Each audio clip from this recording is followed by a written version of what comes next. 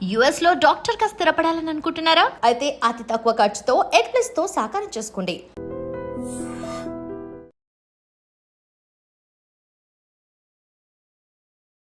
Life style అన్న మాట వింటే అండి 30-50% of the cancers proper life style మంచి డైట్ తీసుకుంటే ప్రివెంట్ చేయగలము అని చెప్పి WHO ఎస్టిమేట్స్ విన్నాం. అయితే మన కిచెన్లో ముఖ్యంగా మనం ఆడవాళ్ళ గురించి మాట్లాడుకుంటున్నాం కాబట్టి ఏ ఫుడ్స్ తింటే క్యాన్సర్ని నివారించవచ్చు అండ్ మనకి తెలుసో తెలియకో కిచెన్ అలవాట్లలో మనం రెగ్యులర్ దైనందిక జీవితంలో చేసే ఎలాంటి ప్రాక్టీసెస్ వల్ల they are more prone to get cancer అంటే ఏం చెప్తారు? గుడ్ క్వశ్చన్ అమ్మా. చాలామంది అడుగుతారు డైట్ ఫస్ట్ ఏదైనా రాగానే మన ఇండియన్స్ ఎస్పెషలీ వేరే కన్సర్న్స్ ఏముండవు, అన్నీ తినొచ్చా, ఏమి తినొచ్చు, ఒక్కొక్కసారి అయితే అన్నీ తినొచ్చమ్మా, పత్యమేమని తిన స్పెసిఫిక్ ఫుడ్, ఫిష్ తినొచ్చా, చికెన్ తినొచ్చా, మటన్ తినొచ్చా, అన్నీ తినొచ్చా అని చెప్పాం కదా అని అన్నా కూడా వాళ్ళకి అతృప్తి అనమాట. ప్రతిదీ అడగాలి డాక్టర్ని, అడిగి తెలుసుకుంటేనే వాళ్ళకి తృప్తి ఉంటుంది, ఎస్పెషల్లీ సాటిస్ఫాక్షన్ మన ఇండియన్ దిస్ థింగ్లో. సో మన భారతదేశంలో మనకి అదే పేషెంట్స్ కానీ ఫస్ట్ వచ్చేది ఏ ఫుడ్, ఏదైనా డిసీజ్ కానీ దేనికైనా బారిన పడితే ఏ ఫుడ్ తినాలనేది మేజర్ కన్సర్న్, మేజర్ ఇష్యూ అనమాట.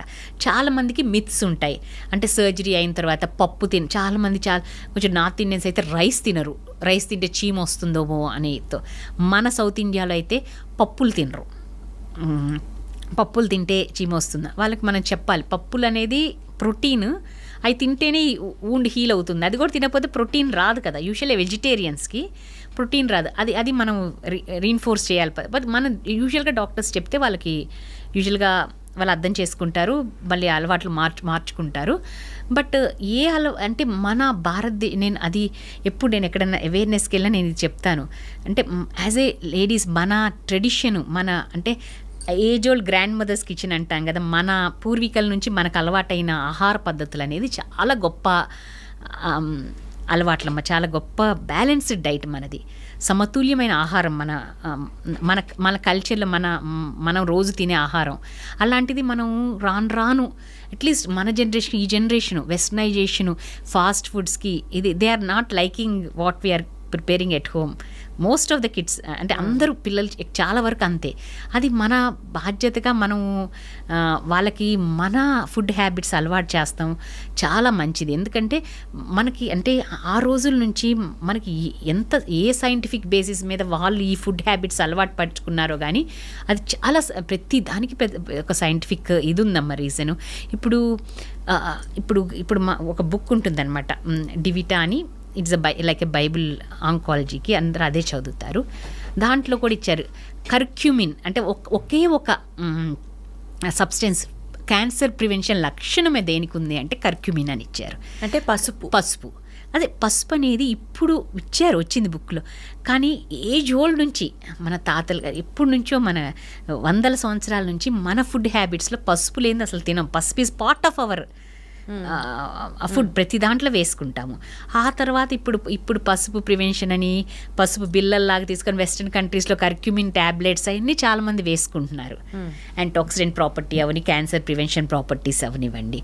సో అట్లాంటివి చాలా ప్రతి వరకు మన ఇండియన్ స్పైసెస్ వాటిలో చాలా మంచి గుణాలు ఉన్నాయన్నమాట.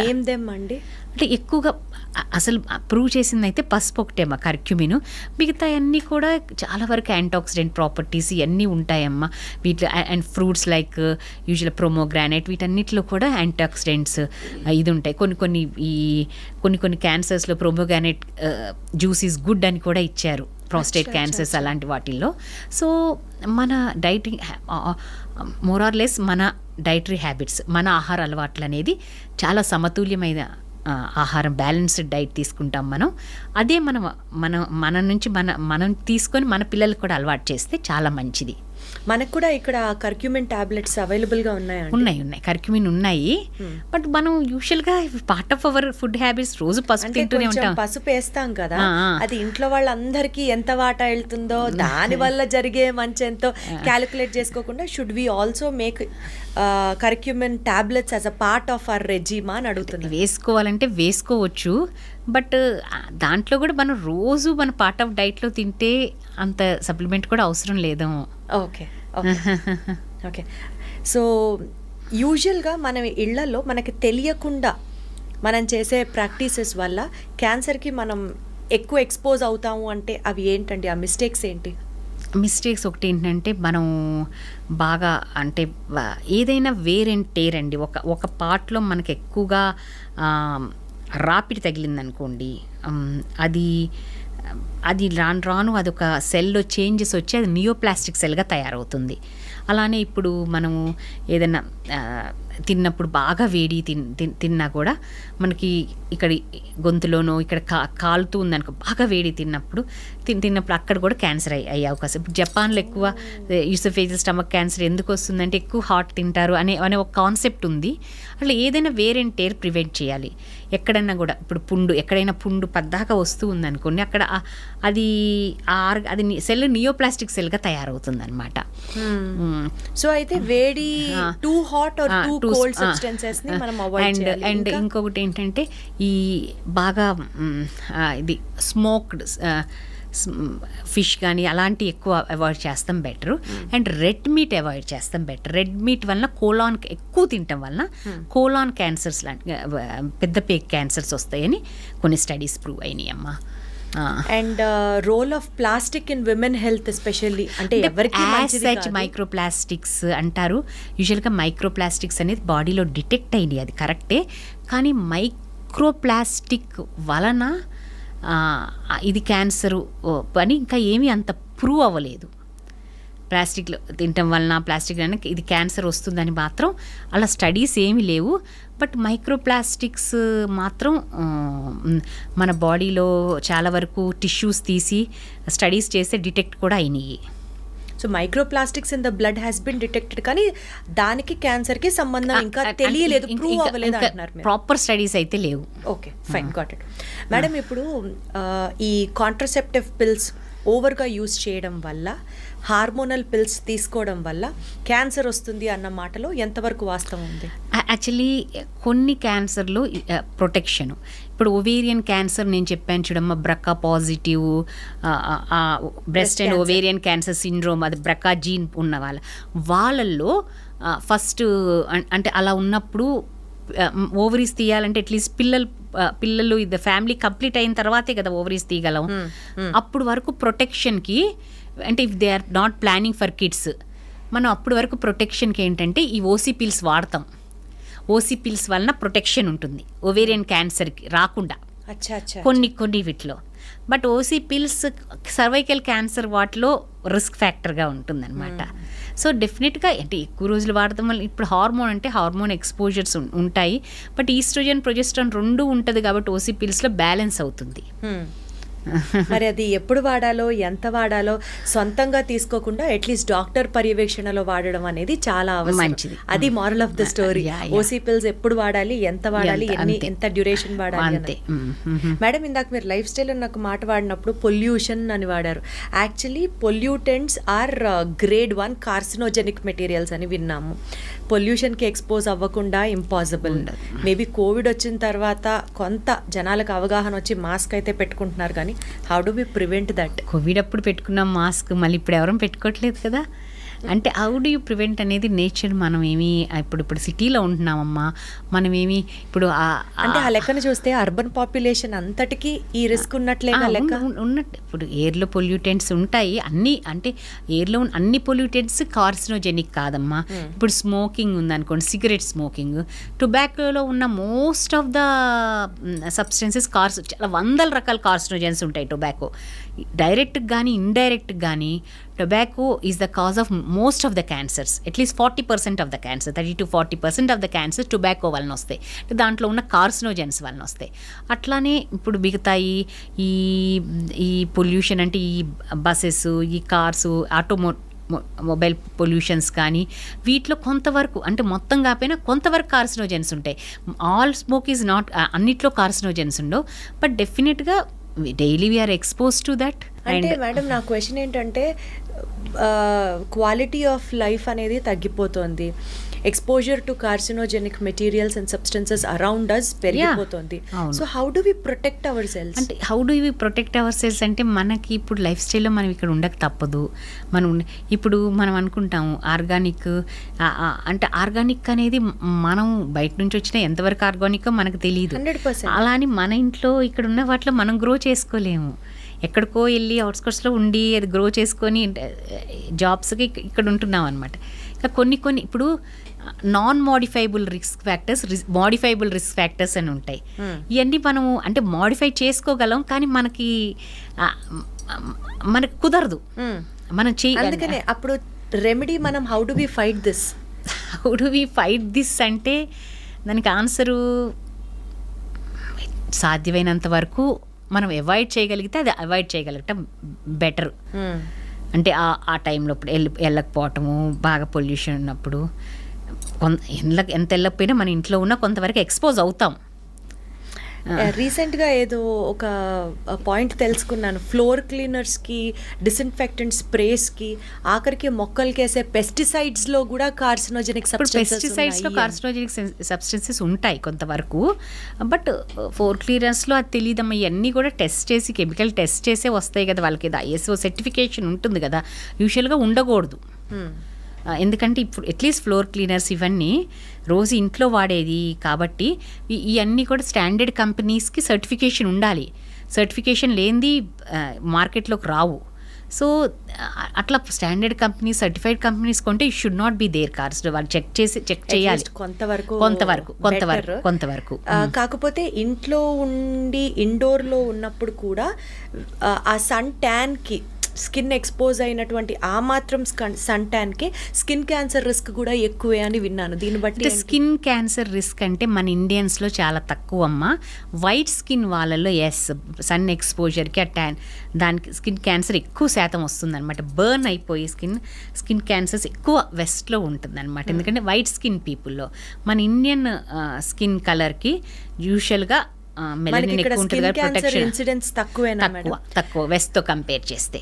బట్ కాస్మెటిక్స్ అప్లై చేసుకుంటున్నా, లేకపోతే కాస్మెటిక్స్ వలన స్కిన్ క్యాన్సర్స్ అంటే మళ్ళీ అగైన్ స్టాండర్డ్ కంపెనీస్ కాస్మెటిక్ అన్ని టెస్ట్ చేయాలి, అంటే టెస్ట్ చేసే వస్తాయి అనమాట. So should not be there. అంటే ఇంకా బయటికి అడుగు తీసి అడుగేస్తే ఏం చేసినా క్యాన్సర్ వస్తుంది అంటే కొంచెం దడొస్తుంది. అంత భయపడుతూ బతకలేమమ్మా. ఏమీ ఉండదు. మన లైఫ్ స్టైల్ మనము సమతుల్యం, అంటే balanced diet, exercise, good sleep, good life style maintain చేస్తే కొంతవరకు తగ్గొచ్చు, ఈ రిస్క్ని తగ్గియొచ్చు. గుడ్ స్లీప్ అని అంటే అక్కడే వస్తుంది పాయింట్ అంతా. 30% of the cancers are induced with the stress we face అని ఒక స్టడీలో చెప్పారు మేడం. సో స్ట్రెస్కి, ఇండియన్ విమెన్కి ఆ రెండు సినోనిమ్స్ కదా మనకి. How do we actually come out of it? అది వెరీ ఇంపార్టెంట్ పాయింట్ మీరు తెచ్చారమ్మా. యాక్చువల్లీ స్ట్రెస్ అనేది యాక్చువల్లీ కొన్ని ప్రూవ్ చేశారు. ఈవెన్ నా ఇండివిజువల్ అబ్జర్వేషన్లో కూడా స్ట్రెస్ అనేది main one of the risk factors for cancers, especially Indian women. అంటే మల్టీ టాస్కింగ్ చేస్తాం ఇండియన్. ఒకప్పుడు ఉమెన్ అంటే Indian women especially they are not breadwinners. ఇంట్లో ఉండి అన్నీ చూసుకునేవాళ్ళు. ఎప్పుడు women are support system, centre point of the family. కానీ దేనికి ఇంటి వరకే పరిమితమై ఇంట్లో అన్నీ చూసుకునేవాళ్ళు. బట్ ఇప్పుడు అంటే మన ఒక ఇది ఉంటుంది,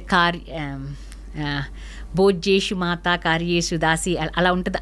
it is a description for given for a ideal Indian నీతి సారాలో చెప్పారనమాట. ఐడియల్ ఇండియన్ ఉమెన్ అంటే ఈ డిస్క్రిప్షన్ ఉంది అని.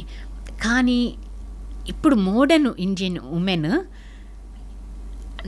not instead of that, those in addition to doing all those virtues, they are going out and earning also. They are the breadwinners also for the family. So అంటే ఈ అన్నిట్లో multi tasking అనమాట.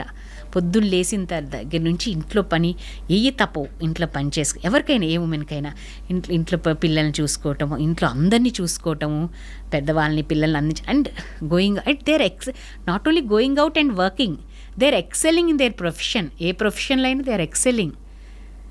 సమర్థవంతంగా బయట కూడా వాళ్ళ ఒక వృత్తిని నిర్వహిస్తున్నారు. వాళ్ళ రంగంలో నిష్ణార్థులుగా నిలుస్తున్నారు. ఇవన్నీ అంత సమర్థవంతంగా ఇంట్లో పనులు బయట పనులు చేయాలి అంటే డెఫినెట్గా మల్టీ టాస్కింగ్లో స్ట్రెస్ అనేది మేజర్ ఫ్యాక్టర్ అమ్మా. అండ్ అండ్ డిఫరెంట్ నేను చూశాను కొంతమంది ఉమెన్ బ్రెస్ట్ క్యాన్సర్స్తో వస్తారు. వాళ్ళకి రీసెంట్గా ఫ్యూ ఇయర్స్ బ్యాక్ చాలా లైఫ్ ఏదన్నా మేజర్ వాళ్ళు ఎక్కువగా నా అబ్జర్వేషన్లో తర్వాత బ్రెస్ట్ క్యాన్సర్ బయటపడతాం వల్ల అంటే నాకు అప్పుడు అనిపించింది stress is the major cause, one of the major causes apart from all these things. దానివల్ల కూడా మేబీ బ్రెస్ట్ క్యాన్సర్ ఎక్కువగా ఉండటానికి కారణం ఇప్పుడు నేను అది కూడా ఒక కాజ్. సో డెఫినెట్లీ స్ట్రెస్ అంటే ఈజీగా తీసుకునే ఫ్యాక్టర్ లేదు. ప్రతి ఉమెన్ కూడా డెఫినెట్గా ఎన్ని సమర్థవంతంగా నిర్వహిస్తున్నారు తప్పదు, కానీ వాళ్ళకి మీ టైం అనేది వాళ్ళకి టైం తీసుకొని ఇది వాళ్ళకి ఏదైతే రిలాక్సేషన్ ఉంటుందో 1 గంట యోగా అవని, మెడిటేషన్ అవనివ్వండి, ప్రేయర్స్ అవనివ్వండి, ఏదో ఒకటి వాళ్ళ టైం వాళ్ళు తీసుకొని రిలాక్స్ అవటం వల్ల డెఫినెట్గా స్ట్రెస్ తగ్గుతుంది, మిగతా పనులు కూడా సమర్థవంతంగా నిర్వహించగలరు. మేడం, యూజువల్గా 45% ఆఫ్ ది క్యాన్సర్ పేషెంట్స్కి డిప్రెషన్ ఉంటుంది అన్నది ఒక పాయింట్ ఫోకస్ అవుతుంది. ఇండియాలో ఆంకాలజికల్ ట్రీట్మెంట్లో భాగంగా ఈ ఎస్పెషల్లీ మెంటల్ హెల్త్కి సంబంధించి కూడా ఈక్వల్ వెయిటేజ్ రావట్లేదు అనే ఒక యాంగిల్ ఉంది. దానికి మీరు ఏం చెప్తారు బీయింగ్ ఎన్ ఆంకాలజిస్ట్? తప్పకుండా నీ పాయింట్ చాలా కరెక్ట్ అమ్మా. యాక్చువల్లీ ఏంటంటే ఎవరికైనా అంటే ఏ ఏజ్ గ్రూప్కైనా క్యాన్సర్ అనే పదం అంటే వాళ్ళకి చాలా వరకు ఇండియాలో ఏమంటారు, పేషెంట్కి తెలియదు మేడం చెప్పొద్దు అంటారు. నెక్స్ట్ క్వశ్చన్ అదే. చెప్పొద్దు అన్నప్పుడు చెప్పకుండా మనకు ట్రీట్మెంట్ చేయలేము. వాళ్ళకి ఎట్లకల్లా తెలుసు. ఇప్పుడు ఎవరు ఇగ్నోరెంట్ కాదు.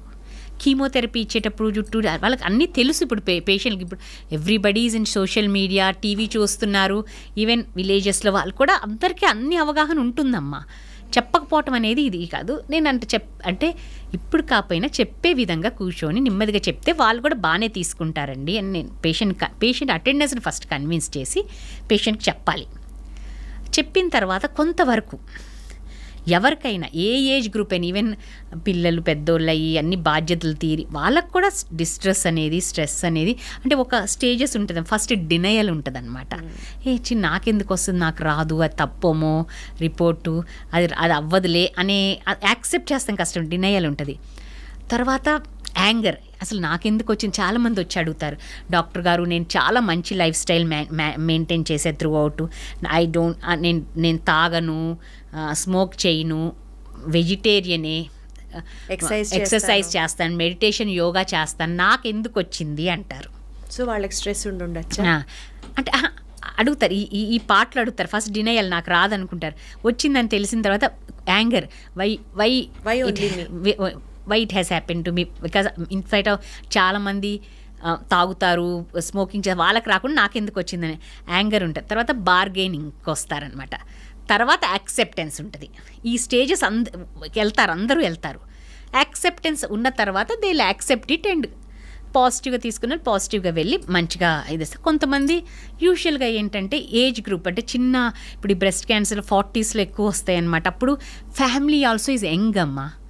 అంటే వాళ్ళ పిల్లలు జస్ట్ ఇంటరు డిగ్రీ అలా ఉన్నప్పుడు డెఫినెట్గా మదర్స్ ఎస్పెషలీ దే ఫీల్, అంటే వాళ్ళ గురించి కాదు, వాళ్ళకి ఇలా క్యాన్సర్ పదం వినగానే వాళ్ళకి ఏమన్నా అయితే ఫ్యామిలీ ఏమవుతుంది అనే ఆందోళన ఎక్కువ, భయము ఆందోళన ఎక్కువ, వాళ్ళు ఎక్కువ డిప్రెషన్లోకి వెళ్తారు. అప్పుడు డెఫినెట్గా మన డాక్టర్స్ మనకి టైం ఉండదు, అది ఏం లేదు, టైం తీసుకొని పేషెంట్ కౌన్సిల్ చేయాలి ఫస్ట్. అది చాలా ఇంపార్టెంట్.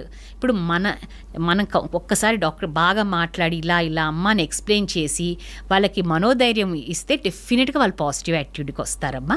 ఇంకా కూడా కొంతమంది వాళ్ళకి పేషెంట్ సపోర్ట్ గ్రూప్ అని ఉంటుంది. అంటే ఆల్రెడీ ఈ ట్రీట్మెంట్ తీసుకొని దాని నుంచి బయటకు వచ్చిన వాళ్ళ నెంబర్లు ఇస్తాం.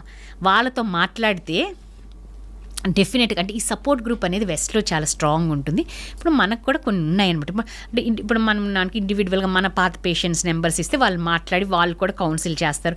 చాలామంది patient out of the way వెళ్ళి వాళ్ళ ఇంటికి కూడా వెళ్ళి వాళ్ళకి మనోధైర్యం కూడా ఇచ్చిన వాళ్ళు ఉన్నారనమాట. అలాంటి సపోర్ట్ సిస్టమ్ మనకి ఇండియాలో డెవలప్ ఇంకా అవ్వాలి. అండ్ కొంతవరకు ఇప్పుడు మా పేషెంట్స్ ఉందనుకో, నాకు మరీ భయపడిన వాళ్ళకి అమ్మ నేను చెప్పాను, నాకన్నా కూడా మీరు ఆల్రెడీ ట్రీట్మెంట్ తీసుకున్న వాళ్ళతో మీరు మాట్లాడితే మీకు ఇంకో కొంచెం ఎక్కువ ధైర్యం వస్తుందని వాళ్ళ నెంబర్స్ ఇస్తారు, వాళ్ళకి కూడా చెప్తాను. వాళ్ళు కూడా మాట్లాడి వాళ్ళని కౌన్సిల్ చేసి ఏమి కాదు, మేము కూడా ఇది ఆ స్థాయిలో అదే స్టేట్లో ఉన్నాం, ఇప్పుడు లీడింగ్ ఏ నార్మల్ లైఫ్ అని వాళ్ళు కౌన్సిల్. చాలామంది చాలా అవుట్ ఆఫ్ ద వే వెళ్ళి ఇంటికి వాళ్ళ ఇళ్ళకి కూడా వెళ్ళి కౌన్సిల్ చేసిన వాళ్ళు ఉన్నారు. మా గొప్పోళ్ళు మేడం, నిజంగా అలాంటి వాళ్ళు.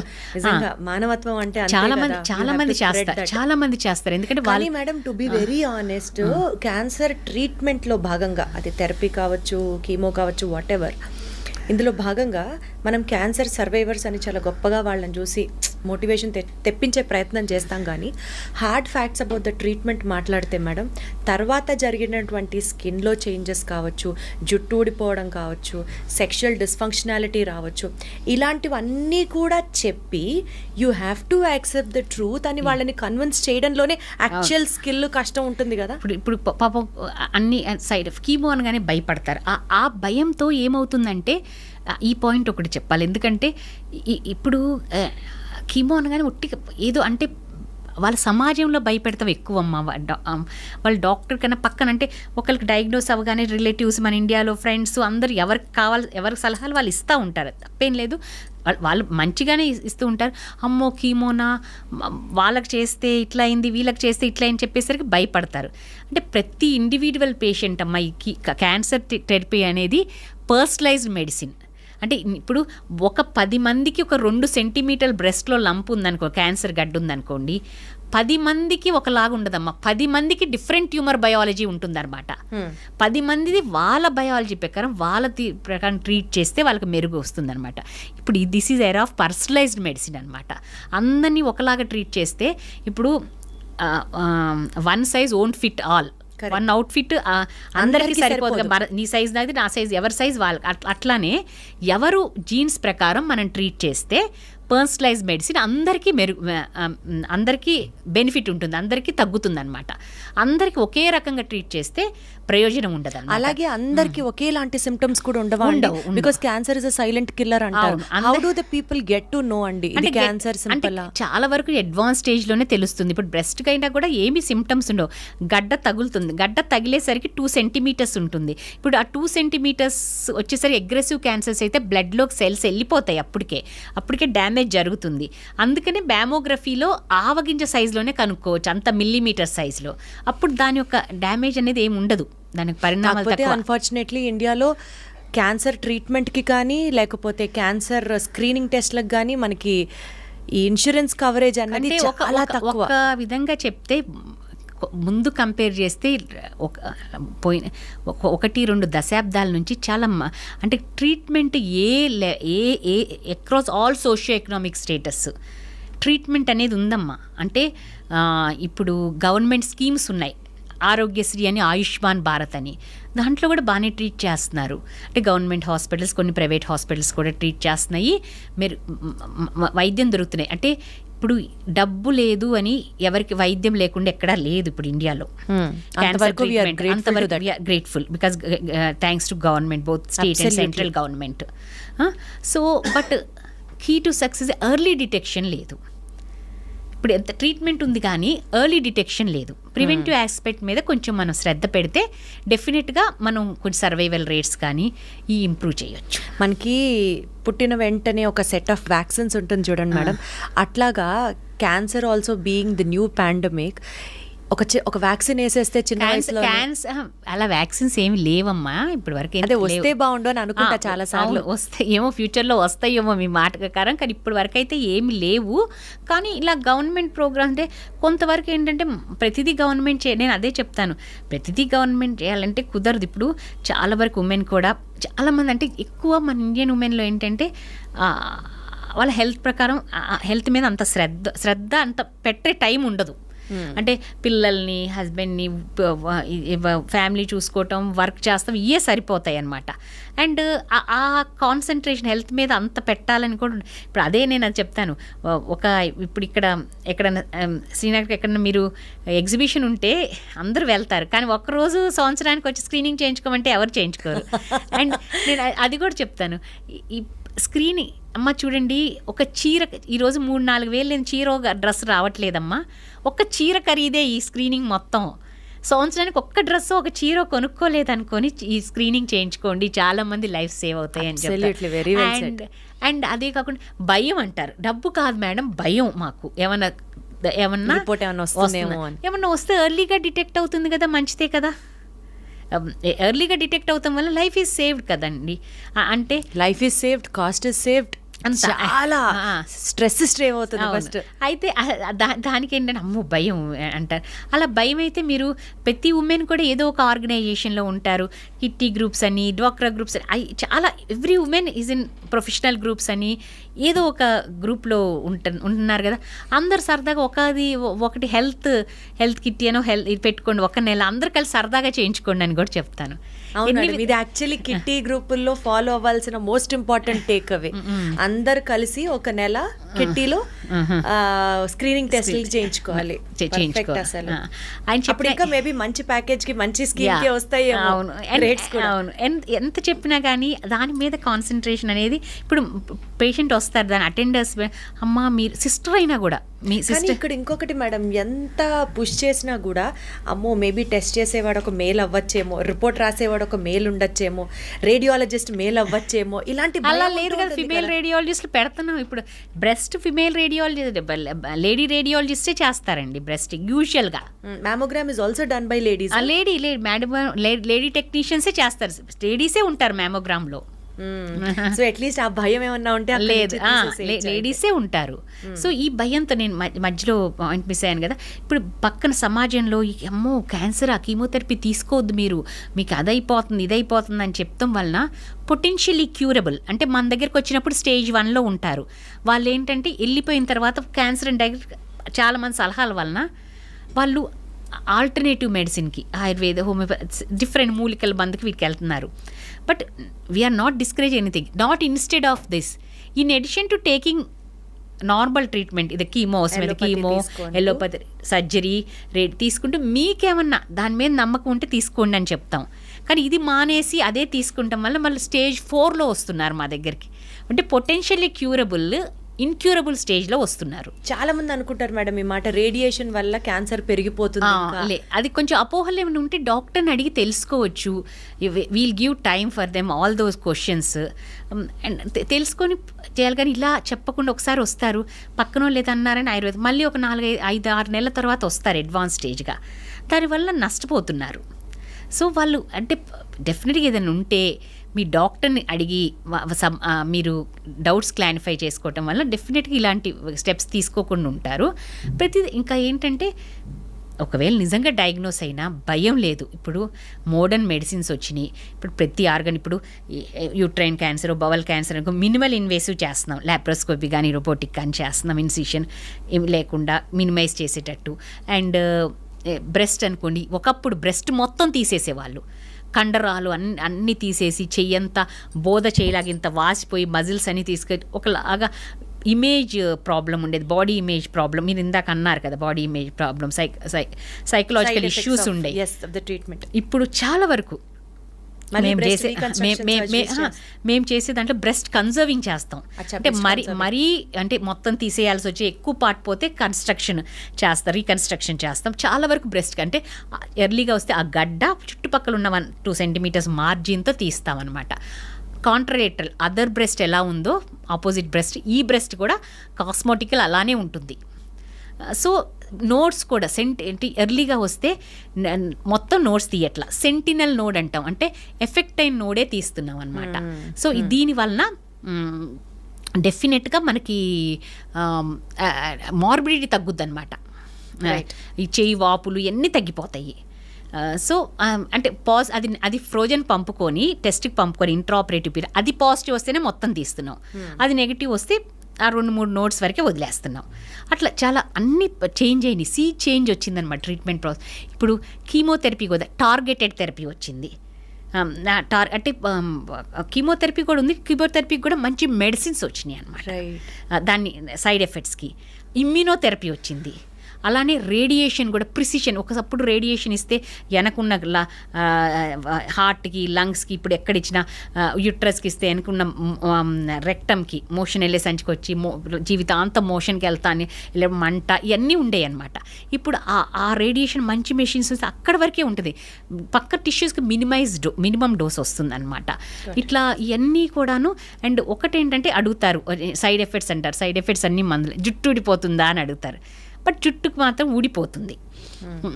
నేను ఒకటే చెప్తానమ్మా, ఈ ముందు జుట్టు అనేది మళ్ళీ వస్తుంది. కీమోథెరపీ 6 సైకిల్స్ 8 సైకిల్స్ అది అయిపోయిన వెంటనే ఒక 3 వారాలకే స్టార్ట్ అవుతుంది. ఇప్పుడు తిరుపతి వెళ్ళి చేయించుకుంటారు కదా, అలా మళ్ళీ వస్తుంది. అలానే వస్తుందమ్మా. మీరు మీకేమన్నా ఇది ఉంటే మీకు కొంచెం రిలాక్స్డ్గా ఉందంటే ముందే వెళ్ళి ఎక్కడికైనా ఇచ్చేసి రండి, మీకు కూడా బాగుంటుంది. అలా ఏదో మనకి చెప్తాం వల్ల మనం వాళ్ళని కొంచెం కన్విన్సింగ్గా చేసి వాళ్ళు ఆ ఫీలింగ్ రాకుండా చూసుకోవాలి. అసలు చాలా చాలా చాలా ఒక పేషెంట్ని సైకలాజికల్గా ప్రిపేర్ చేయడం దగ్గర నుంచి this is okay, this is part of the game, ఏం పర్లేదు అని చెప్పడానికి మీరు పడుతున్న తాపత్రయంలోనే అర్థమవుతుంది ఒక పేషెంట్ వెల్బీయింగ్ కోసం మీరు ఎంత ఆలోచిస్తారు అని. తప్పదు కదమ్మా, అందుకనే డాక్టర్స్ అంటే దేవుళ్ళండి అంతే. So one final conclusive question madam, ladies అందరికీ, ఈ మన వీడియో చూసే వాళ్ళందరికీ ఏం చెప్తారు అంటే, స్క్రీనింగ్ చేయించుకోవడం ఇంపార్టెంట్, కొన్ని క్యాన్సర్స్ని ప్రివెంట్ చేయడానికి వ్యాక్సిన్స్ మార్కెట్లో అవైలబుల్గా ఉన్నాయి. Apart from that eat good good life style maintain చేస్తూ ఉంటే, ఇది చాలా వేగ్గా చాలా ర్యాండమ్ సెంటెన్స్, బట్ యునో కొన్నిసార్లు కొన్ని మాటలు చెప్తే స్ట్రైట్గా అట్లా వెళ్ళిపోతాయి చూడండి, అండ్ ఇన్స్టెంట్గా ఒక చేంజ్ రావాలి అని ఎక్స్పెక్ట్ చేస్తాం మనం.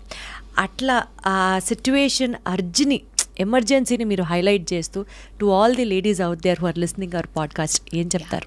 ప్రతి స్త్రీ కూడా వాళ్ళ కుటుంబంలో మూల స్తంభం లాంటి వాళ్ళు, centre point of their family. వాళ్ళు బాగుంటేనే వాళ్ళ కుటుంబం అంతా ఆరోగ్యంగా ఉంటుంది. సో వాళ్ళ ఆరోగ్యం కాపాడుకోవటం అనేది ప్రధాన బాధ్యతగా తీసుకోవాలి.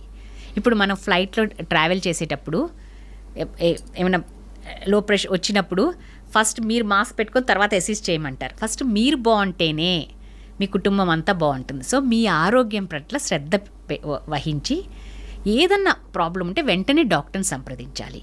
రైట్. అండ్ స్క్రీనింగ్ టెస్ట్ కూడా రెగ్యులర్గా చేసుకోవాలి. వాళ్ళ స్ట్రెస్ రిలీవింగ్కి ఈ మెడిటేషన్, యోగా లాంటి వాళ్ళ టైం, మీ టైం అనేది వాళ్ళ టైం తీసుకొని వాళ్ళ రిలాక్సేషన్ అనేది చేసుకోవాలి.